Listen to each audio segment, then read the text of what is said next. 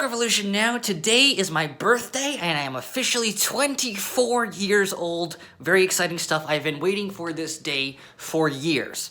And the reason why I've been waiting for years to turn 24 years old is because back when I was 16 years old, I listened to Red House Painters' Down Colorful Hill for the first time. And this album just freaking captivated the fuck out of me. Gorgeous album, and the lyrics especially is what really drew me in. I think the lyrics are kind of really what kind of sucks everyone in when they listen to this album. So the opening track, titled 24, lots of lyrics in there about, just kind of growing older and life just kind of sucking no matter how old you get. It's just your whole fucking life sucks and you're turning 24 years old and your life still sucks. It's like a really depressing, heavy concept. I loved it, was so captivated. I was like, oh my god, these lyrics are so heavy, I fucking love it. So, now I am 24 years old.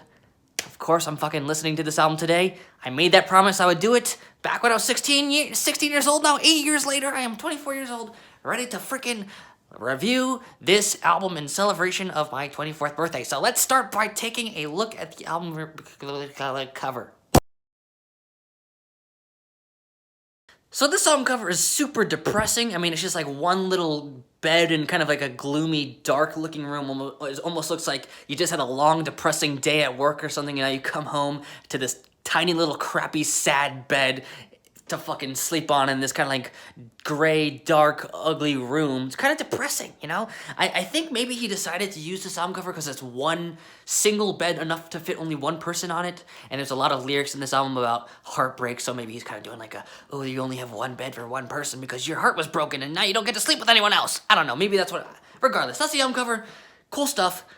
Now let's talk about the music. So Red House Painters, one of the most important bands in the genre of slowcore. And this album, Down Colorful Hill, their debut album, one of the most important albums in slowcore. Okay, slowcore was a genre that really kind of started off around like the late 80s and early 90s. This album came out in 1992. Extremely important album for the genre. And honestly, one of the fucking best in the genre. It fucking kicks ass. So what is going on? Why is a genre called slowcore good? Why? Slowcore sounds so fucking boring. It's literally slow core. What the hell? Well, let me tell you why slowcore is actually really fucking badass and a great genre. Okay, you have to remember the context. Late 80s, early 90s. This is really when a lot of like loud alternative rock and grunge and punk were just exploding. Everyone was playing loud and fast, putting a bunch of distortion pedals on. Garage rock, just kind of like ripping punk grunge shit. Loud rock. Okay, and then you have these fucking idiots, Red House Painters, who decide, instead of being loud and fast, let's do the opposite. Let's turn the volume down. I'm gonna slow down. Okay, that is so fucking captivating. Like, it's just like, who does that?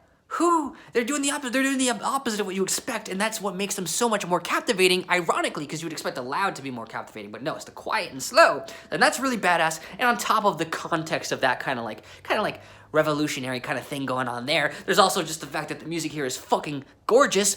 Very acoustic, guitar driven, kind of like folky in that sense, but backed up by a full band, and there's a lot of pretty cool kind of like alternative rock stuff going on in here too. Like the guitars, of course, very slow. Every single note it just hits so hard. Like every single drum beat, like it's just like, because it's going so slow, every single note has a chance to just really drill inside you. Every note is played with so much purpose. Gorgeous guitars, gorgeous, just like silky smooth, soft, gentle, kind of dreamy, really cool stuff. It's kind of like a dreamy atmosphere that's kind of a little bit dark. So even though it's kind of folky acoustic guitar, if you listen closely, it's just it's such a dark and gloomy album. It almost feels like really, really slow post-punk, which is pretty fucking badass. So you got this gorgeous stuff going on, and of course you got the gorgeous vocals on top of it with the insane lyrics, which I will get to in a bit. But there's one more really cool thing within the textures of this album I just really want to say real quick.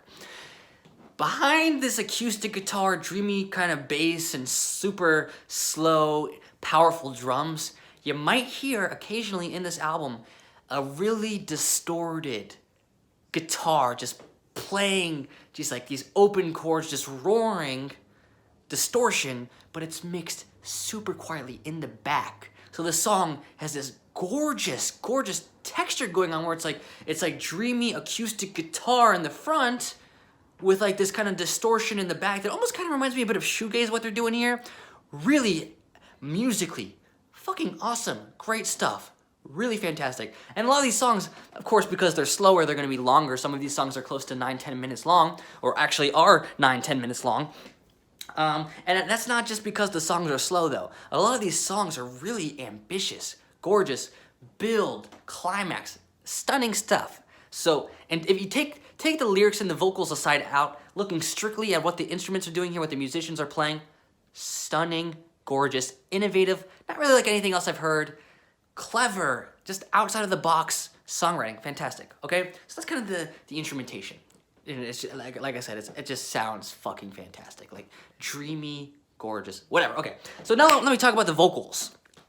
The lyrics, because the lyrics are, I think, what makes this album stick out like a sore thumb beyond just the outstanding instrumentation. So the lyrics here, singer-songwriter Mark Kozelek, same mastermind behind Sun Kil Moon. Like I said, opening track was song 24, which really caught my fucking attention, okay? This song, let me just try to make this real clear for you. The song is first person saying, when I was a kid, my life sucked. Then I got a little older and it still sucked. And I said, you know what? I just gotta hang in there. I'm depressed. Life is hard for me, but I just, I just gotta, just stay optimistic, and when I get older, my life will get better. Then, holy shit, you're turning 24 soon, but you're still depressed and your life still sucks. Sorry, life sucks. That's how it is. It's never gonna get any better. The end. Whoa, that is so fucking heavy. That is a heavy-ass song, really depressing, really does a fantastic job of capturing the feeling of hopelessness often associated with depression and chronic depression, it sounds like in this song. Really heavy, outstanding. Think about that, these heavy, dark lyrics, just so depressing, like suicide fucking lyrics, okay? On top of gorgeous, gorgeous instrumentation. The contrast there is fucking awesome. These are some of the best lyrics I've ever heard. And the reason why is because A, they're so depressing. I mean, like, that's just one song. I can go through all of them, and all of them are fucking equally as depressing. But it never comes off like cliche or corny or try hard. It's all very poetic. Fantastic usage of details to just make it feel so much more real and so much more relatable. Fantastic lyrics. I love the lyrics in this album, and I think Mark Kozelek has been a fantastic lyricist his whole life. Even all the way, just his most recent Sun Kil Moon stuff continues to have fantastic lyrics, okay? Let me just tell you a little bit more. So, the song Medicine Bottle following that. I'm picking up, like I said, heartbreak, obviously, is what this song is really driven about, but I think what's really specifically going on here is Mark is basically saying, like, he is so depressed and miserable that he made his entire relationship about how depressed and miserable that he is.